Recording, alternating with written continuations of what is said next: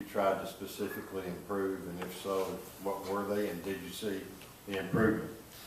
Well, we obviously we've got to continue to develop depth, so we got a lot of good reps for our 2s and 3s, and also we made an effort to continue to work on rushing the football and how we're going to do that, and trying to just come up with good stuff that we think our kids can be successful at doing.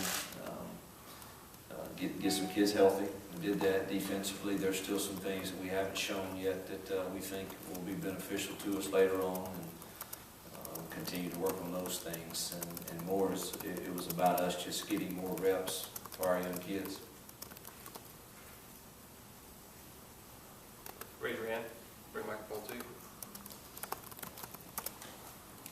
Hugh, with the bye week, I'm sure you were able to watch some football, and when you look around the SEC West, I think ESPN just said there's 7 SEC West teams that are in the top 20 some football index or anything. Just what does it say about the strength of the division when you got so many top 25 teams that can compete and conceivably win it? Well, I think I said that either last week or the week before, that I really felt like all 7 are quality top 25 teams, and I still believe that. And, that just means that our league is, in the West in particular this year, I don't have a lot, I have to study a lot of the East, but the West is certainly from top to bottom, I think arguably as strong as it's ever been from top to bottom. And it's certainly, we've got a difficult one this week with Memphis before we can turn our attention to that, but it's certainly going to be a great challenge. Coach, when you see Memphis on film, what stands out to you the most about it? Their athleticism, quarterbacks playing really well, and defensively they're very aggressive, tackle extremely well, and get off the field on 3rd down, which is some critical areas that you have to be really good at, and they are. And it's they've gone toe to toe with one of the nation's best at their place, and I think as their quarterback keeps playing solid, their defense is good enough to keep them in every game, and that's what they've done. Coach Peter Fleischer, Fox 13 in Memphis. Sorry, back here. So you guys have played Memphis, the media guy says, more than any other non-SEC school, but you haven't played in 5 years. Does it feel like a rivalry game, or is this kind of a new thing that you guys are rebuilding?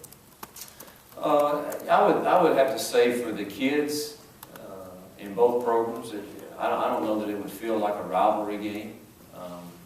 I don't think that matters. It's going to be, both teams will be emotional because of our proximity and the fan bases and all of those things, but I don't know that the kids are familiar enough with the history of it to consider it that way. So that would be my guess. I haven't really talked to them about it being a rivalry game, and I'm sure Justin hadn't either. It's these kids are all new, and every team's new, and it's been, like you said, 5 years. So I don't know that either set of kids will perceive it that way.